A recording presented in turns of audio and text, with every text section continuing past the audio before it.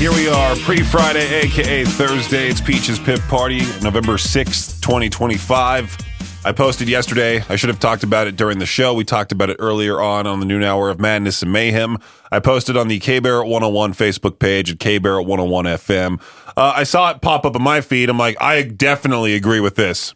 If you've listened to me before, you know how much I truly despise Thanksgiving. I mean, I don't necessarily despise the message of the holiday, but I just despise the traditional Thanksgiving food. I despise the awkward dinner that you have at 3 p.m. with relatives that you barely even know. They probably misspell your name. If you ask them to spell your name, they most likely don't know how. My Uncle Sonny and Aunt Lori one time spelt my name with a Y. Brendyn is how they spelt it. That's the Utah way of spelling my name, but it's actually Brenden. That's right. For some reason, people still ask me, why do they call you Peaches? The last name's Peach, Brendan Peach. It's my real name right there. Peach is just a joke. There was somebody on our YouTube channel that was like, why are you judging the Benson Boone music video when your name is literally Peaches? It's like, again, just a nickname. Last name's Peach. It's close, but not. Anyway, that's besides the point. But I posted a petition. It's a joke. It's a little meme that says, petition to change Thanksgiving dinner from turkey to brisket. Let's stop faking we like that dry bird. And so many people in the comments were like, if it's dry, you don't know how to cook it right. Clearly, you haven't tried my aunt's turkey. It's fantastic. Well, I don't want to. I already know turkey.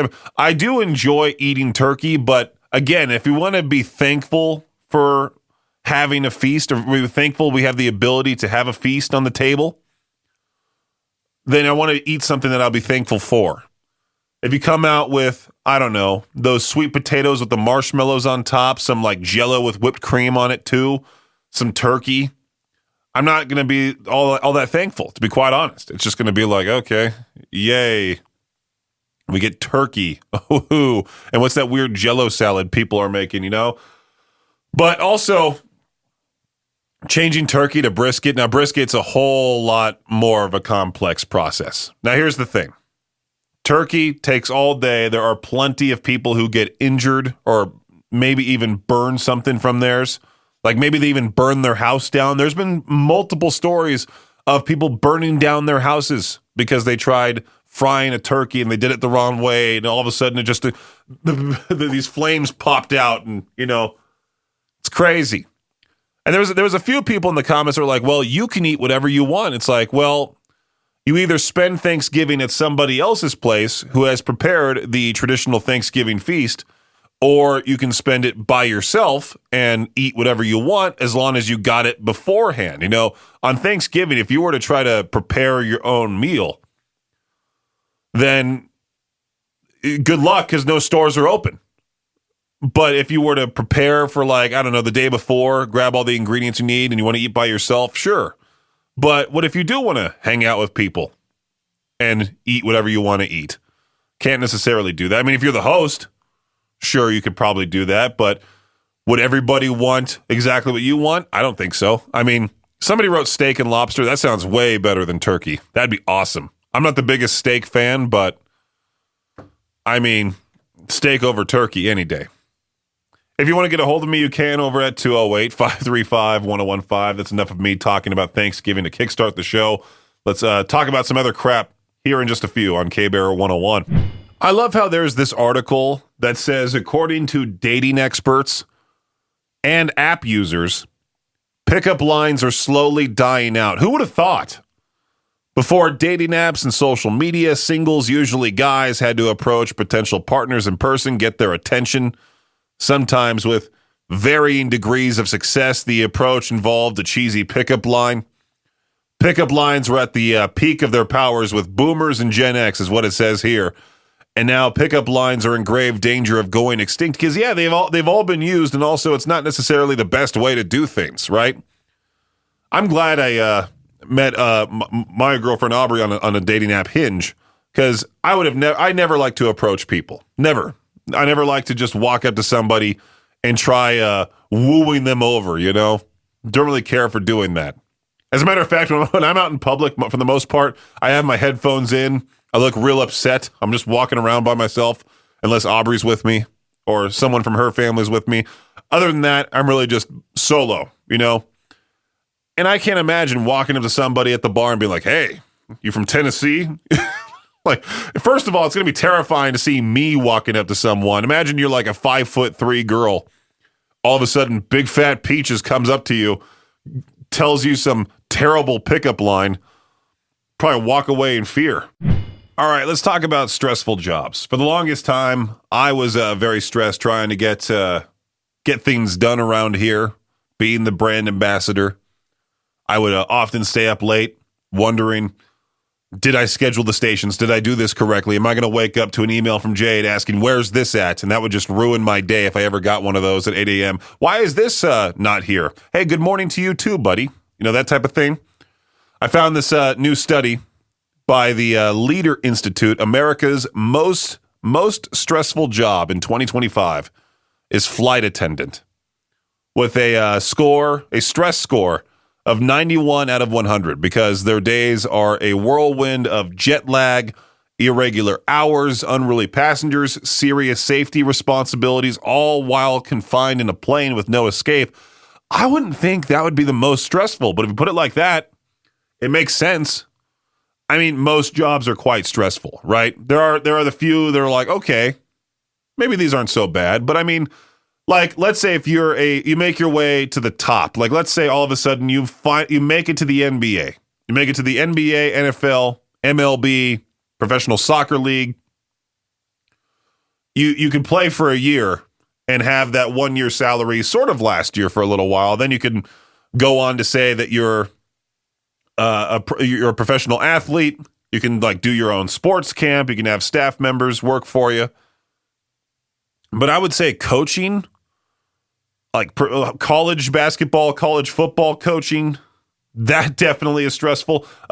Professional coaching, because the athletes don't get blamed. You do, and then you get fired randomly. But radio has to be high up there because you never know what will happen to you. In most places, in most big cities, all of a sudden, like we talked about this on the Noon Hour of Madness and Mayhem, was it yesterday or 2 days ago? A great radio personality by the name of Liv Maddox. She was on the air on 105.7 The Point out of St. Louis. She was there for 3 years. Randomly got let go due to, quote, budget cuts. And then they announced her replacement, which is a syndication of a morning show in L.A. So basically they're just repeating the morning show out of L.A. in the afternoons. And she's out of a job, and she's bummed out about it. You know, everyone's mad that she's gone. But imagine that. You just like, in radio, you get randomly fired for no reason at all. It's wild. Oh, firefighters. That's another stressful job. They're saying that flight attendants are more stressed out compared to firefighters. I forgot to go through the rest of this list. Number 2, service unit operators, oil and gas. Sure. Hoist and winch operators. Number 3, wind turbine service technicians. And number 4, then rotary drill operators, and then firefighters. Derrick operators. Oh, man. You want to talk about a stressful job. Helpers for extraction workers, those people. Tank, car, truck, and ship loaders. Millwrights, machinists for large equipment. All stressful jobs. You know what? I can handle this compared to those. All right.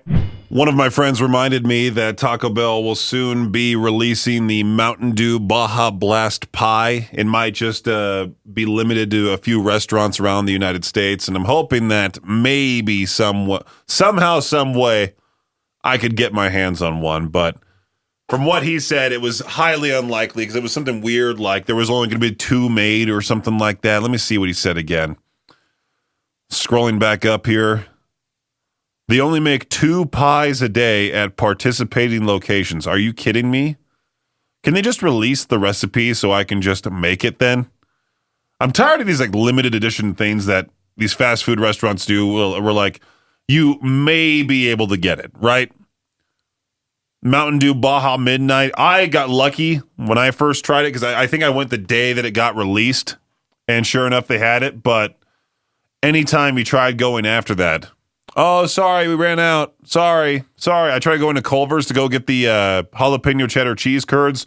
We sold out of those within a week. All right, well, I'll just get the regular fries then. Starbucks launched their holiday menu today, but it's not the peppermint mocha, caramel brulee latte, whatever that is, iced sugar cookie latte drinks that people have been talking about. It's the glass Starbucks Bearista Cold Cup. You want to spend $30 on a glass teddy bear? That's what this is, a 20-ounce glass teddy bear wearing a Starbucks green beanie. Now, the beanie is the lid of the thing. People on social media obsessing with it, scrambling to get their paws on one is what it says here. I will fight you for it, okay? Said one TikToker. And believe it or not, they're already selling for 3 times the price on resale sites online. This is why they can get away with charging $30 for a glass teddy bear wearing a Starbucks green beanie.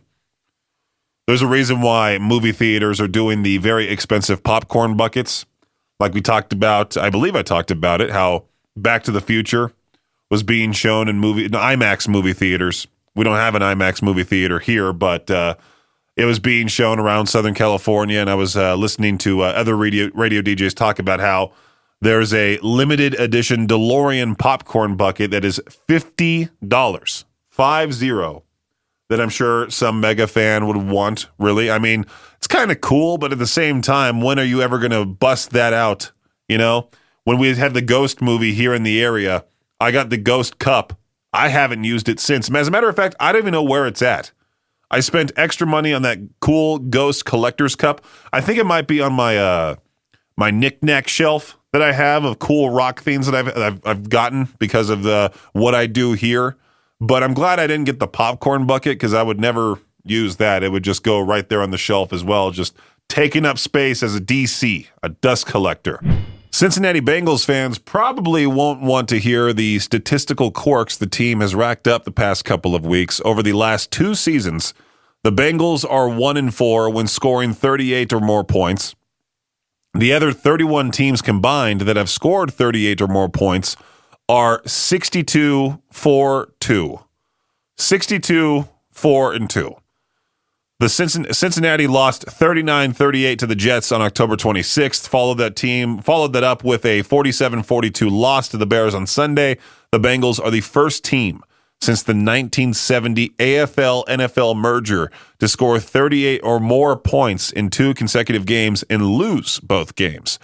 While Bill Belichick might only be finding limited success coaching the University of North Carolina football team this season, he's in line to be celebrated for all the success he had as the Patriots head coach. Belichick is among 9 coaches advancing in the Hall of Fame process for the class of 2026 for the Pro Football Hall of Fame. Some of the others being considered are 2-time Super Bowl champion coaches Tom Coughlin, Mike Shanahan, and George Seifert. A committee will cut the list down to 1 finalist, and Belichick, who was the head coach of 6 championship teams, seems like a slam dunk to get voted in there. Venus Williams announced she is going to return for a 33rd season of professional tennis. The 45-year-old Williams, who turned pro in 1994, has been awarded a wild card entry to the ASB Classic in Auckland, New Zealand, which starts January 5th. Playing in that tournament seems to show that the 7-time Grand Slam singles champion is preparing to play in the Australian Open later that same month. Williams last played in that tournament in 2021. To think that she's been playing tennis longer than I've been alive. 1994, 2 years before I was born. I know, such a baby. That does it for your Shot Clock Sports Update right here on K-Bear 101. I've talked about it before, how annoying it is to have to buy new paper towels, new toilet paper.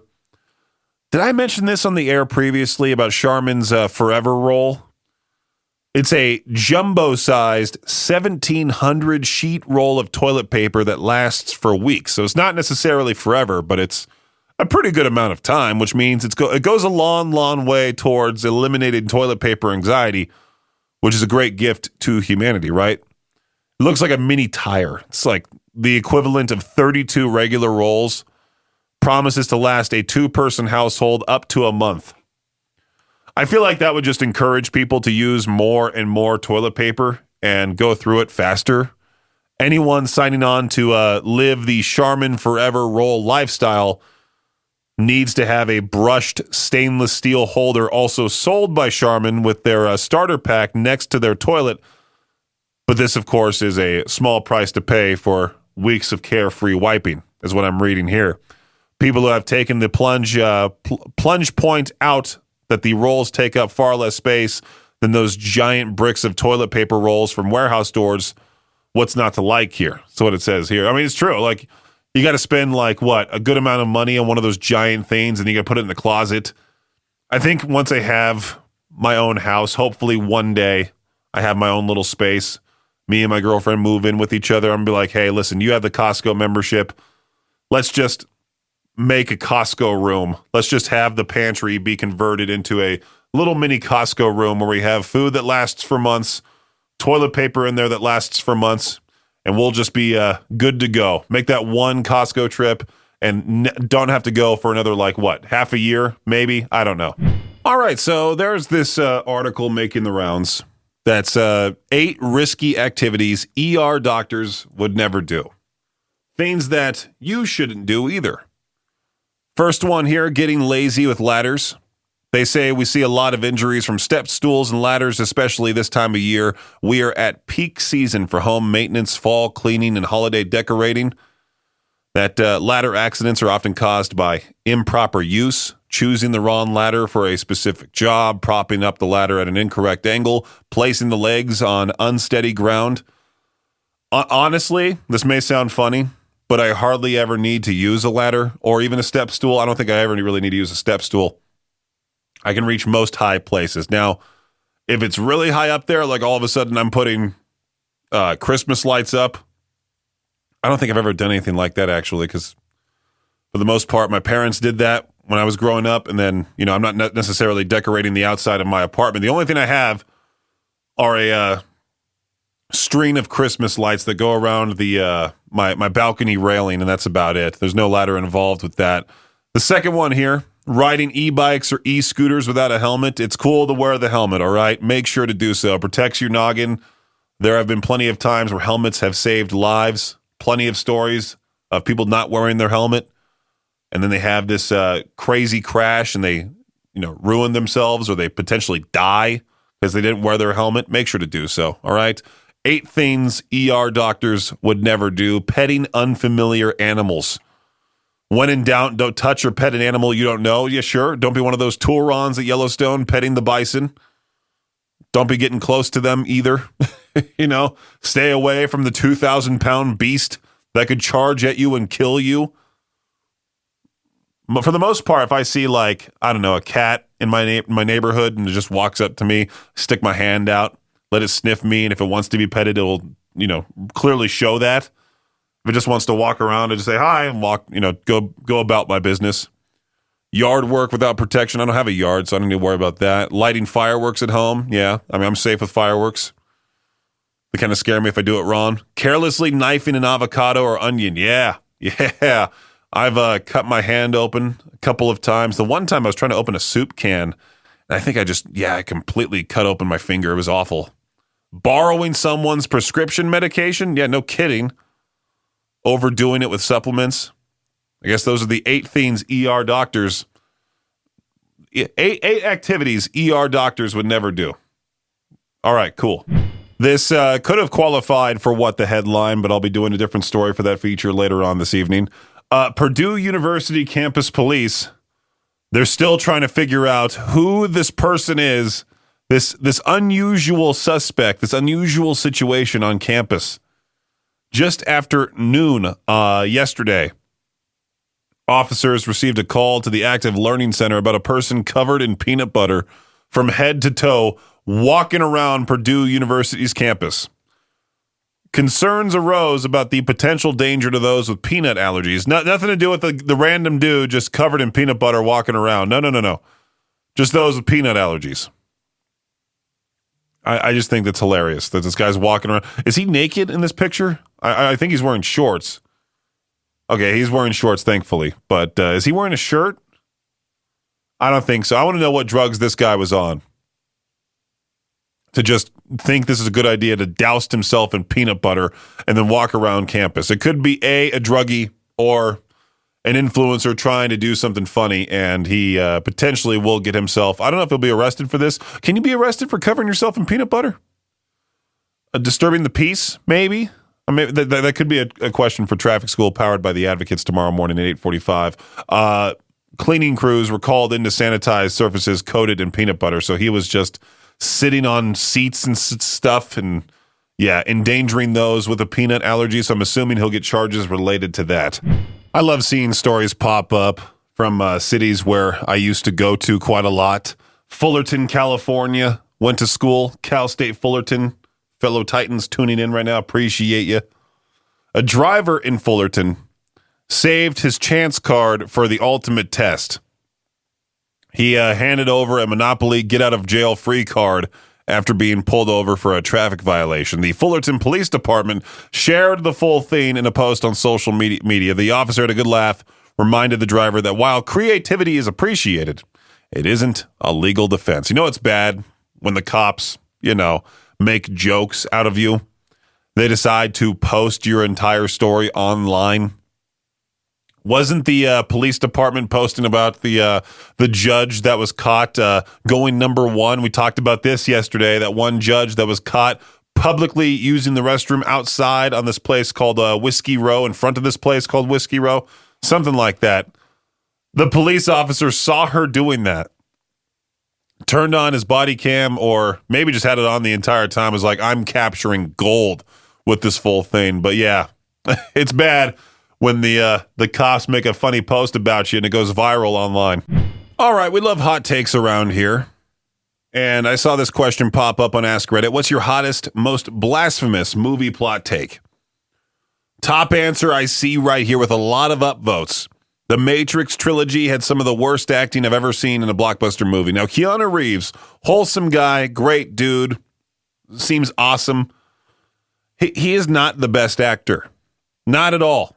As a matter of fact, most people say he can't act. I mean, John Wick, I need a gun. It's not that hard to say a line like that. I don't think Neo really said much during the Matrix movies, but yeah, that's a pretty agreeable take right there.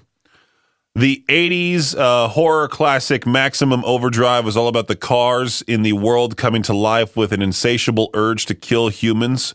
Pixar's Cars is a movie about a world populated by sentient cars where people are mysteriously absent and nobody ever mentions where they went.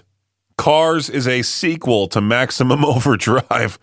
There was a former staff member here by the name of Tony that made me laugh one day because he was convinced that every character in the movie Cars ate people, ate all the people. And that's why there is nobody there. Like, there are taxis in Cars. Who are they driving? Nobody. There are double-decker buses. Who are they driving? Themselves. Like, nobody. E.T.'s fellow aliens left him there on purpose, is what another person said. E.T. didn't phone the ship that stranded him. He went above them and phoned the home office, a.k.a. management. After some time, another ship had to pick him up. E.T. is Space Karen. Don't believe me? Look at the picture of him in that wig and tell me that's not Space Karen. Oh, these are great. I like this thread a lot. The kids in the Breakfast Club all deserved detention. Now, I have not seen that movie. I've been meaning to watch it. I think we are probably going to watch it because now me and my girlfriend Aubrey, we're on a string of classic movies. We just finished Back to the Future parts 1 through 3, finished the whole trilogy. Now we might move on to that. Well, no, she said the Breakfast Club was pretty boring in her opinion. We got to watch something that we both haven't seen. One of my favorite classics, the classic Naked Gun. I think that's great. Ferris Bueller's Day Off is more annoying than good, and Chris Knight from Real Genius is the much better version of the young goofy rebel. All right, there's nothing actually stopping machines from time traveling, and Terminator Skynet made that up so that the humans who used its machines wouldn't bring their advanced weapons with them. Now we're getting deep in this whole thing. I might need to save this for a future to peach their own question, just to see what craziness people have stored in their heads. Now, police in Florida, they responded to a report of a violent robbery at a home in St. Petersburg, only to end up arresting the homeowner Long story short, well, she faked a whole robbery happening at her place because she used an AI-generated photo of a fake robber that was created days before the reported attack. I don't know what her ideal solution was for this or what she thought would come out of this is what I mean to say. Police went back to the alleged scene after studying this whole thing and found out that it was AI-generated. They went back to the scene of the crime and arrested the homeowner. She's charged with a couple of misdemeanors. Maybe insurance fraud. Was that what she was going for? I don't know. But AI-generated burglar never existed. She's done. Today's What the Headline right here on K-Bear 101.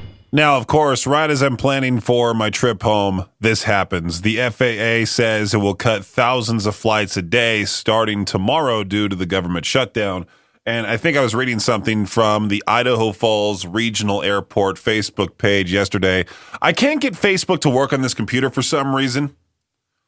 I can only access it through my phone, I think. Let me see here. Yeah, okay, here we go. Idaho Falls Regional Airport. I got to use this on my phone. First world problem. I know. Where's it at? Travel advisory update. While the FAA's announced 10% flight capacity reduction will not directly affect the Idaho Falls Regional Airport, some of our connecting airports across the country may experience delays or schedule adjustments, things like that. We encourage all travelers to check their airline's app or website for the most up-to-date flight information before coming to the airport itself. Now, I'm honestly really hoping that my straight to Santa Ana flight towards the end of December is not affected. I'm hoping that we can find a solution for this very, very soon. I'm sure with the holidays coming up, this is the worst possible time for something like this to happen. Luckily, I'm not even flying home for Christmas. I'm staying here. I'm staying here for Thanksgiving. But just to think that, there could be this happening towards the end of December, it could only get way worse, right? I saw the video of people lined up at the Houston airport just trying to go through TSA. I mean, that line was 4 hours long. It's worse there than at Disneyland to go on the most popular ride during the busiest time. So hopefully you don't have to travel anytime soon. Let's do some Chevelle Pale Horse here on K-Bear 101. You want to know who announced a massive tour for next year, making a stop in both Salt Lake City and Boise? I was trying to see how many stops this band was making because I think it's their final frontier tour. The band I'm talking about is Journey. Yeah, wow, there's a lot of stops on this tour. This is really like, hey, we're going to go all out. How old are those guys? Like at least 70, maybe? 1, 2, 3, 4, 5, 6, 7, 8, 9, 10, 11, 12, 13, 14, 15, 16, 17, 18, 19, 20. There's 60 stops, 3 columns of 20 stops each. April 12th, Salt Lake City. April 14th, Boise. If you want to see Journey, a special evening with Journey, I don't believe it's with Steve Perry. That's not my journey without Steve Perry. I'm not going to go see them without him. It really does suck they're not doing it with him because, all their songs are made famous by Steve Perry. But if you want to go see Journey, if you're into them with the other lead singer, make sure to go check out that concert calendar. Also check out the concert calendar for any other shows coming to the area. Like, this weekend, there's going to be 2 massive shows in Salt Lake City. Fit for a King, Make Them Suffer, Spite, 156 Silence. That'll be in Salt Lake. I'll be at the other shows, Set It Off, Fame on Fire, Vana, and Autumn Kings.